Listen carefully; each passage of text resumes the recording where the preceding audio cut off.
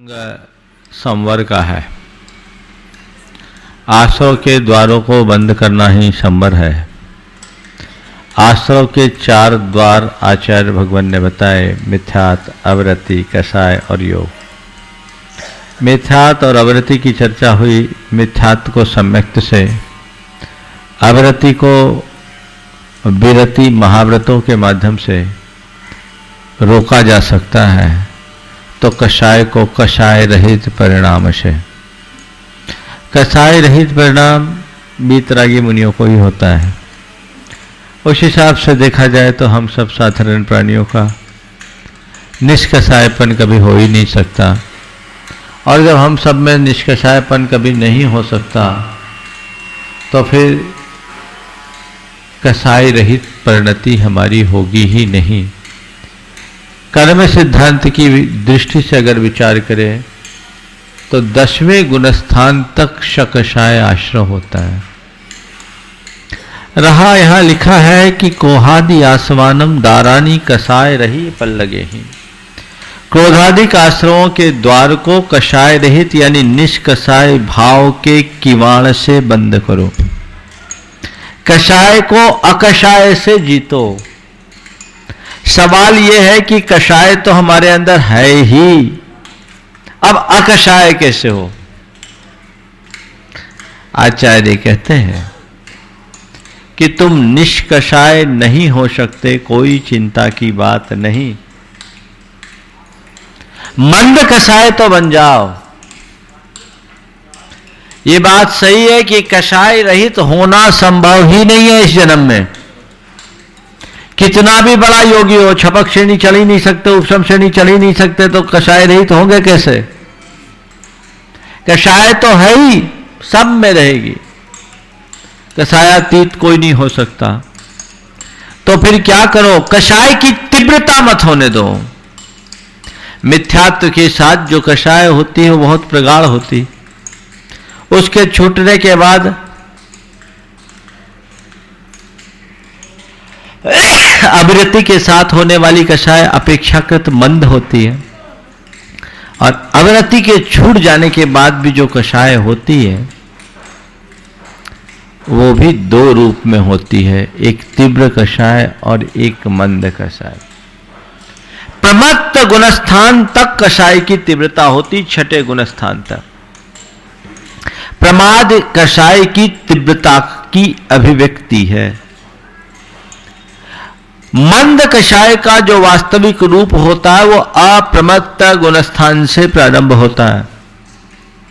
6ठे गुणस्थान मुनिराज के वर्ती मुनिराज भी कषाय से प्रभावित हुए बिना नहीं रहते। ये बात और है कि एक मिथ्यात्व या अवरति की जैसी कषाय होती है वैसी कषाय एक मुनिराज की नहीं होती, लेकिन फिर भी 6ठे गुणस्थान तक कषायों का व्यक्त विकार दिखता है। 6ठे गुणस्थान वर्ती मुनिराज गुस्से में भी दिख सकते हैं, हर्ष में भी दिख सकते हैं, उनके अंदर मानादिक भी दिख सकता है। भूमिका अनुरूप थोड़ी सी लोभ कषाय या माया कषाय का भी रूप दिख सकता है।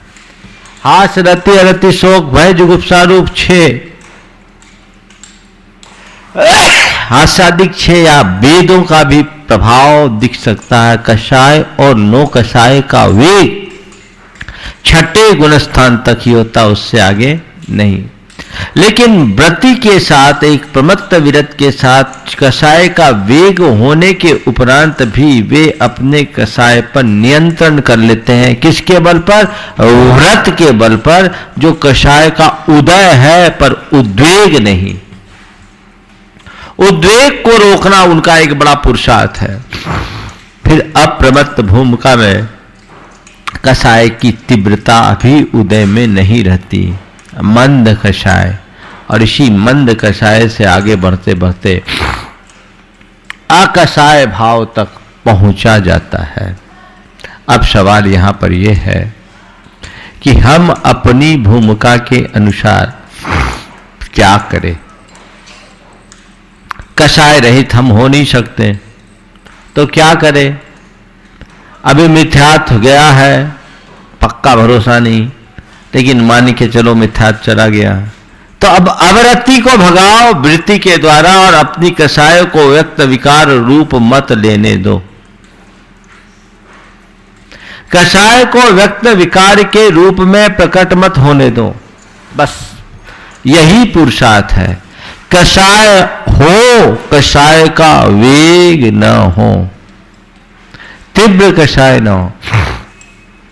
ऐसे तो तीव्र कषाय और मंद कषाय के आगम में अनेक भेद बताए।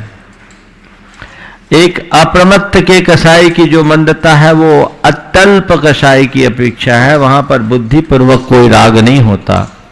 प्रमत्त भूमिका तक बुद्धिपूर्वक राग देखा जाता है, लेकिन अप्रमत्त के बुद्धिपूर्वक राग नहीं होता।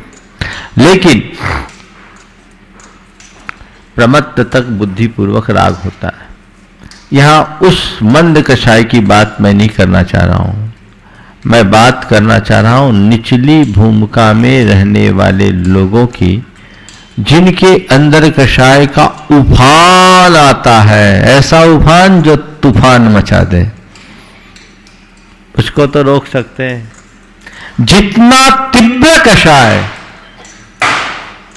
उतना प्रगाढ़ बंध।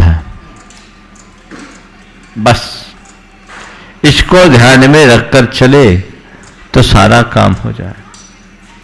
कार्तिकेयानुपेक्षा में तीव्र कषाय और मंद कषाय के लक्षण बताए।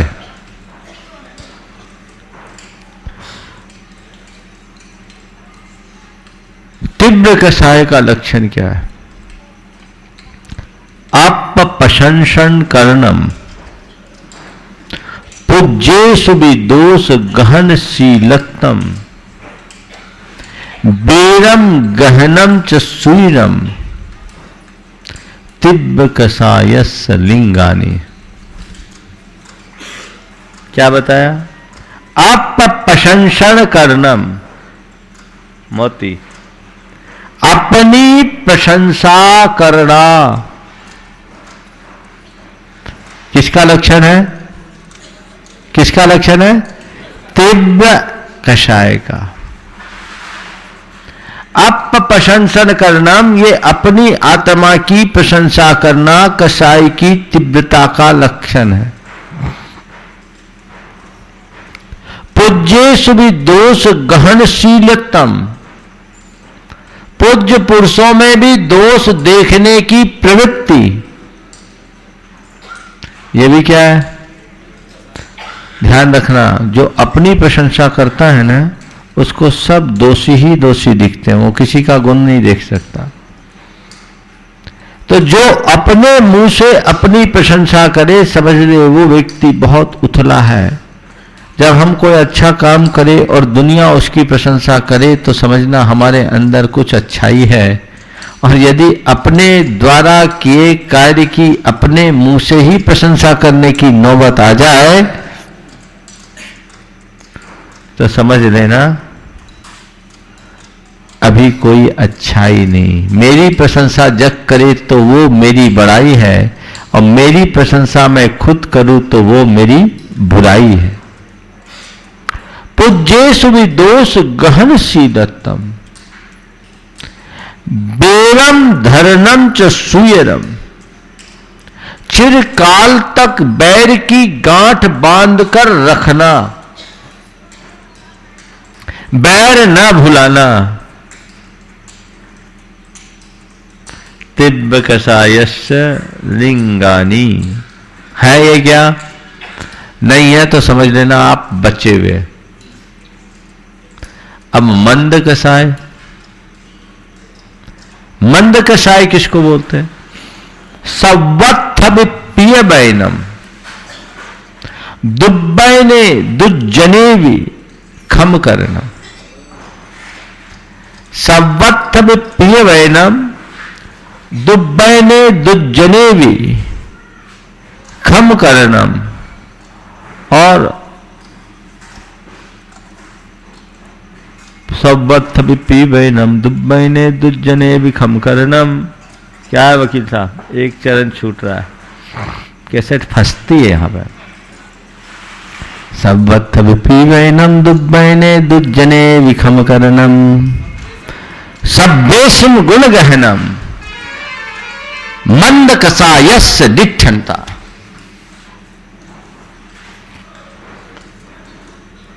सब्बत्थ विपीय बैनम, पहली बात क्या? सबसे क्या बोलो? क्या बोलो? कट्टू बोल रहे हो तो तीव्र कषाय, और प्रिय बोल रहे हो तो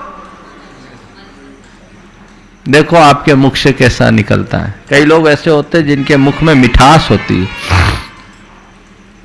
और कई लोग ऐसे होते हैं जिनकी एक एक शब्द हृदय को चुभने वाले हो जाते हैं। कौन से वचन? सब्बत्थ भी प्रिय वैनम, प्रिय वचन बोलो। फिर दुब्बैने दुज्जने भी खम करनम, कोई दुर्वचन बोल दे चुपचाप सह लो,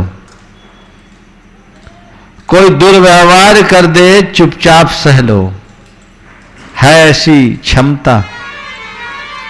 सबको प्रिय बोलो ये तो हो जाए, लेकिन कोई कट्टू बोले उसको झेलने की ताकत है?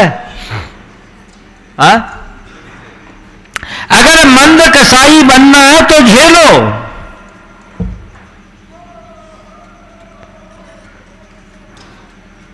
वो झेल रहा है वो मंद कसाई, और जो प्रतिक्रिया कर रहा है वो तीव्र कसाई।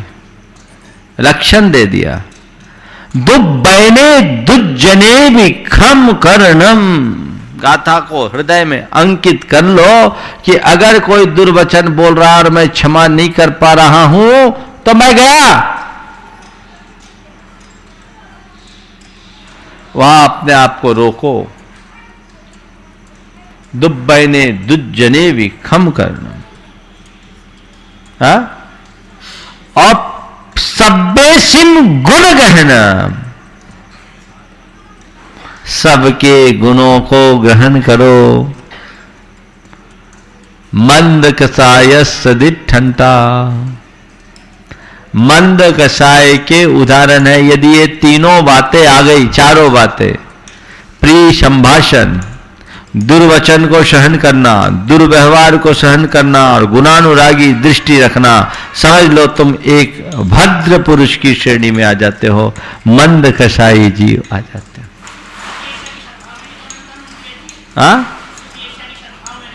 मंद उदय होता है।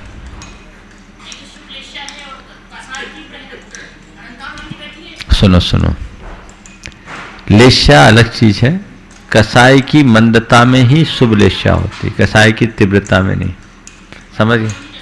अनंतानुबंधी के भी कई रूप होते हैं ना, समझ गया? एक चतुर्थ गुणस्थानवर्ती को कृष्ण लेस्या है, और एक प्रथम गुणस्थानवर्ती को शुक्ल लेस्या है।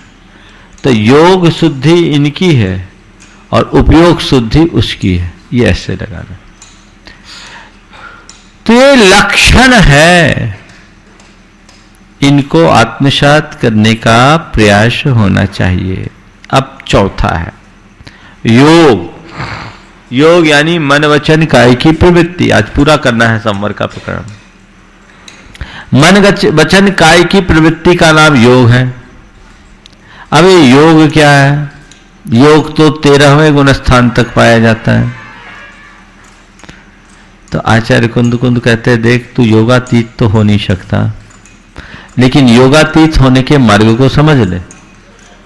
योगातीत कैसे हुआ जाता है, इस मार्ग को समझ ले, तेरा काम हो जाएगा। क्या है योगातीत होने का मार्ग? सुयोगस्य पवित्ते संवरणम कुनदी असुयोगस्य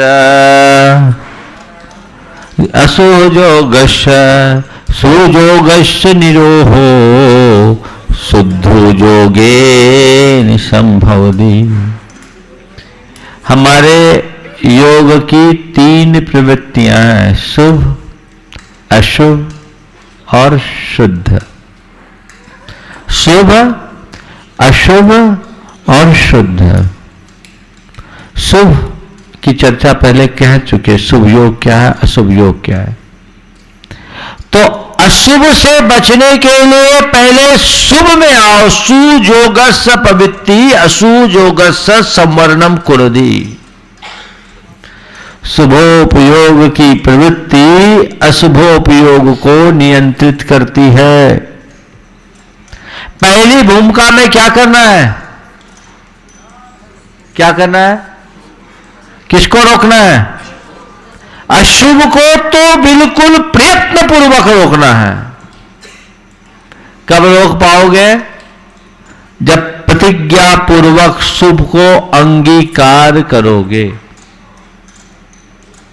शुभ को अंगीकार करोगे तो अशुभ छूटेगा। तो सुयोगस्य पवित्ति संवरणम कुरुधि। असुयोगस्य, बुद्धिपूर्वक अशुभ को छोड़ो। जितना भी अशुभ है उसे बुद्धिपूर्वक प्रयत्न पूर्वक छोड़ो, पहला। फिर शुभ को भी छोड़े। कैसे? सुयोगस्य निरोह शुद्धो योगे न संभवति। शुद्धोपयोग में तो शुभोपयोग का निरोध अपने आप हो जाएगा। अब ये अशुभोपयोग, शुभोपयोग और शुद्धोपयोग क्या है? विषयानुराग अशुभोपयोग है। विषय के साय का जो राग है वो क्या है? अशुभोपयोग। धर्मानुराग शुभोपयोग और निरुपराग शुद्धोपयोग। तो विषयानुराग तो होना ही नहीं। अगर हो तो जल्दी से जल्दी धर्मानुराग में आ जाओ। सुयोगस्य पवित्ति अशुयोगस्य संवरणम कुरुधि। शुभोपयोग की प्रवृत्ति अशुभोपयोग का संवरण करती है, अपने आप, ऑटोमेटिक। कुछ लोग कहते हैं शुभोपयोग को अपनाना धर्म नहीं, शुद्धोपयोग ही धर्म है। वे सब भ्रम में है। क्या है? भ्रम में। क्यों? गृहस्थों के लिए तो शुभोपयोग ही धर्म है कि नहीं? इसी से परंपरा से मुक्ति मिलेगी, डायरेक्ट नहीं। लेकिन जब तक शुद्ध को नहीं पहुंच पाए हैं तब तक अशुभ से बचने के लिए शुभ को अपनाना ही मेरा धर्म। समझ गए? कुछ लोग शुभोपयोग को एकांत से बंधन का कारण निरूपित करते हैं। ये बात भी सरासर गलत है। शुभोपयोग एकांत से बंध का कारण नहीं है। शुभोपयोग पुण्य के बंध के साथ पाप की निर्जरा का भी हेतु है। आचार्य वीरसेन महाराज से किसी ने पूछा कि भगवान, शुभोपयोग से तो कर्म की निर्जरा नहीं हो सकती, वो तो बंध का कारण है। ने कहा तुम्हें सिद्धांत का ज्ञान ही नहीं है। पूछा शुभोपयोग से तो कर्म की निर्जरा नहीं हो सकती, वो तो केवल पुण्य बंध का कारण है। तो उन्होंने कहा तुझे कर्म सिद्धांत का ज्ञान ही नहीं है। मतलब उन्होंने साफ शब्दों में लिख दिया, सुशुद्ध भावे ही कम्मक खया भावे तक खयानुवत्ति दो। अरे शुभ भाव और शुद्ध भाव के द्वारा क्या? सुशुद्ध भाव ही, शुभ भाव और शुद्ध भाव के द्वारा अगर कर्म के क्षय का भाव मानोगे तो कर्म का क्षय ही नहीं होगा। किससे हुआ कर्म का क्षय? किससे हुआ? शुभ भाव से हुआ। आचार्य कुंद के कथनानुसार भगवान की भक्ति, व्रत, संयम, पूजा, पाठ, दान, उपवास, ये सब शुभोपयोगात्मक क्रिया है। और वो कहते हैं शुभोपयोगात्मक क्रिया से भी श्रावक असंख्यात गुने कर्म की निर्जरा कर लेता है। भक्ति ये जिनवरानम जम खीयदि पुब्ब संचयम कम्मम। मतलब जिनेन्द्र भगवान की भक्ति से पूर्व संचित कर्म नष्ट हो जाता है। ये भक्ति क्या है? शुभोपयोग है कि नहीं? है ना? आगम में ऐसे अनेक आख्यान छान भरे हैं। आचार्य कुंद के ही ग्रंथों को ले तो उनने जितनी भक्तियां लिखी है वो सब मुक्ति के आधार बताए। पंचगुरु भक्ति में कहते हैं, एन थो तेन जो पंचगुरु बंदे और गुरु संसार घन वेली सो छिंदे, लही सो सिद्धि सो खाई बहुमाननम, कुनई कम इंधन पुंज पज्जालनम। पढ़ते हो? कहाँ है? कहाँ है? अभी जो हमने बोला वो कहाँ आया? पंच गुरु भक्ति में आया है ना। करते हो क्या मतलब? एन थोतेन जो पंच गुरु बंदी, इस स्तोत्र के द्वारा जो पंच गुरु की वंदना करता है, परम गुरु की वंदना करता है, पंच परमेष्टि की आराधना करता है, वो घोर संसार घन वेली सो छिंदे, घोर संसार रूपी सघन वेली यानी लता को छेद डालता है। और क्या करता है? कुनई कम ईंधन पुंज पज्जालनम, लही सो सिद्धि सो खाई बहुमाननम। वो कर्म रूपी ईंधन के पुंज का प्रज्वालन कर देता है। कितने कर्म को जलाता है? कितने? पुंज। पुंज किसको बोलते हैं? हाँ, ढेर का ढेर, यानी भगवान की ये भक्ति, ये स्तोत्र ढेरों कर्मों की निद्रा करा देता है, करा देता है। लहई सो सिद्धि सो खाई बहुमाननम, और वही बहुमान्य सिद्धि रूपी सुख को प्राप्त कर लेता है। तो ये तो आचार्यों का दृष्टिकोण। और तथा कथित आज के उपदेशक जब उल्टी पुल्टी बातें करे तो क्या हो? गड़बड़ है ना। तो जीवन में ऐसा कभी नहीं होना चाहिए।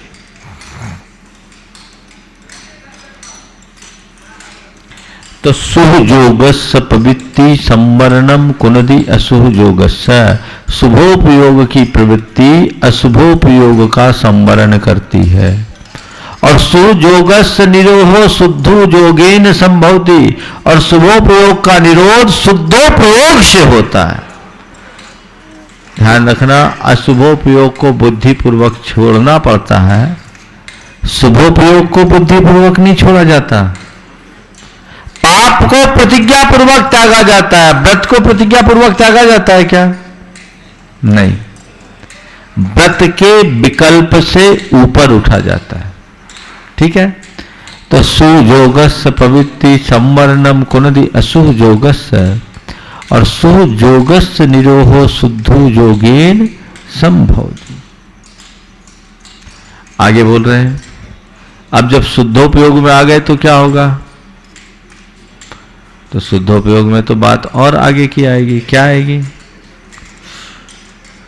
शुद्धो योगेन पुनो धम्मम सुखम च होदि जीवस्य, तम्मा संवर हेदु ध्यानोत्त विचिंतये नित्यम। कह रहे शुद्धोपयोग में क्या होता है? जीव के धर्म ध्यान और शुक्ल ध्यान होता है। धर्म ध्यान और शुक्ल ध्यानात्मक परिणति में क्या होता है? शुद्धोपयोग ही होता है। धर्म ध्यान शुक्ल ध्यान जब भी होगा तो क्या होगा? शुद्धोपयोग होगा। तो शुद्धो योगेन पुनो धम्मम सुखम च होदि जीवस्य, शुद्धोपयोग के काल में जीव के धर्म ध्यान और शुक्ल ध्यान होते हैं, और इसीलिए ध्यान से ही कर्मों का संवर होता है। तम्मा संवर हेतु ध्यानो इति विचिंत्येचम, संवर का मूल हेतु ध्यान है, ऐसा विचार करो कि सब क्रियाओं से ऊपर उठकर जब अपने आत्मा के ध्यान में निमग्न होऊंगा तभी पूर्ण संवर का अधिकारी बनूंगा और तभी मुक्ति को पाऊंगा। बाकी तो प्रवृत्तियां केवल प्रवृत्ति है, प्रवृत्ति में आनंद नहीं, निर्वृत्ति में आनंद है। समझ गए? इस प्रकार ये संवर की बात करते हुए कह रहे, ये जितनी बातें मैंने अभी तक की ये सब व्यवहार की बातें हैं। निश्चय से देखा जाए तो न संवर है, न निर्जरा है, न आश्रव है, न बंध है, जो है सो है। क्या कहते हैं? जीवस न संवरणम परमठ नयन शुद्ध भावादो संवर भाव विमुखम अपानम चिंतये नित्यम। निश्चय निश्चय देखा जाए तो जीवस संवरणम न, जीव का कोई संवर ही नहीं, क्योंकि वो शुद्ध भाव स्वरूप है। न विहोद या पमत्तो न पमत्तो जान गोद जो भावो।